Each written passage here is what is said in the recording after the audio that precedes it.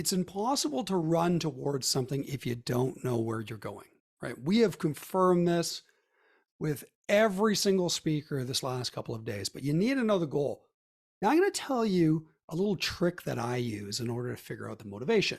Let's just think about a runner and how they're motivated.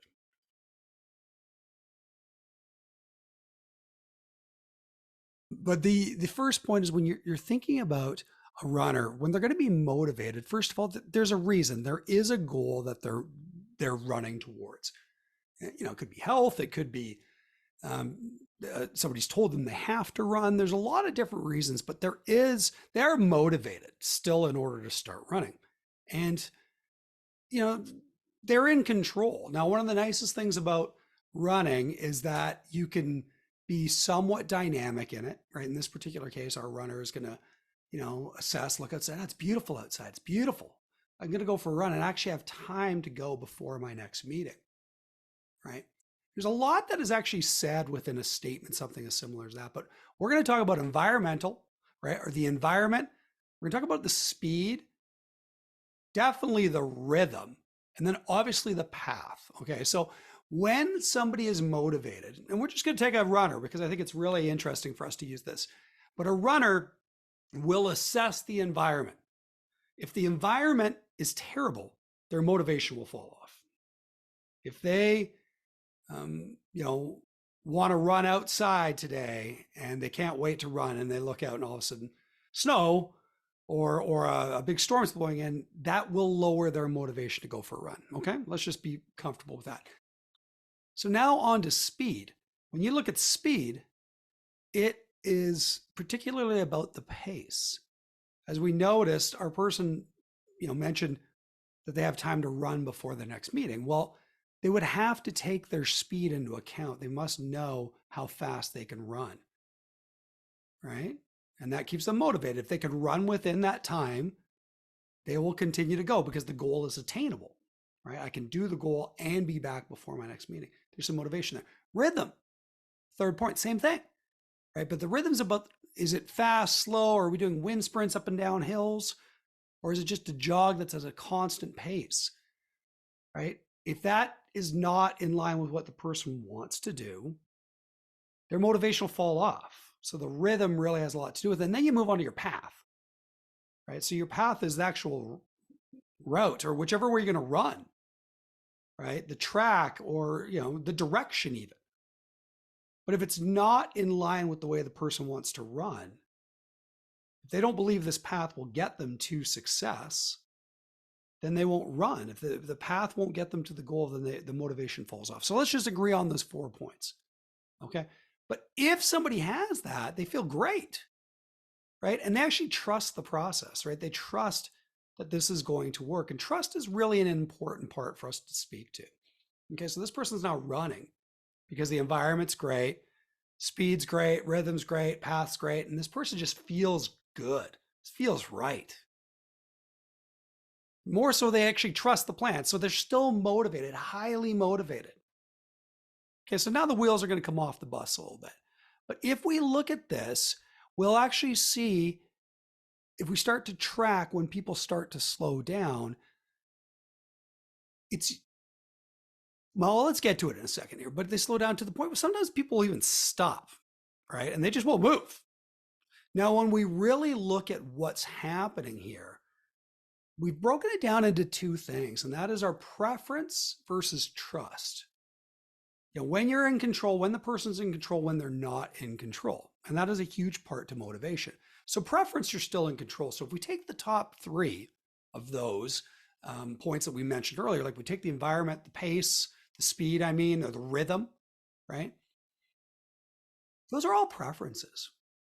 The path may be a preference as well in an individual place, in an individual spot, right? Or it may be a little bit of trust, actually, which is really interesting because trust, you might have to trust. You've never run this particular path before, but if you know what it's like outside, you know the speed, you know the general environment, and you actually know the dynamicness of how fast you're going to have to run. Like you realize it's not going to be all hills, it's pretty flat, but you actually don't know the path directly. You have a level of trust that you believe you're going to be able to hit your goal or get to your goal within the time frame, which is taking into account your other variables like speed and rhythm. But trust is something very different, because that's when we start to see motivation completely fall off. And that is when there's no trust. So when somebody stops running, it's because they don't believe they're going to get to their goal anymore. And so a good example, they're running down the path and all of a sudden they realize, wow, I did not realize this path was this long or in this direction. It's straight into the sun or it's running into the wind. They don't understand the path. They don't trust that they're going to make it to their goal anymore. So there's a difference between trust and preference. Now, your preferences are when you start to see people slowing down, right?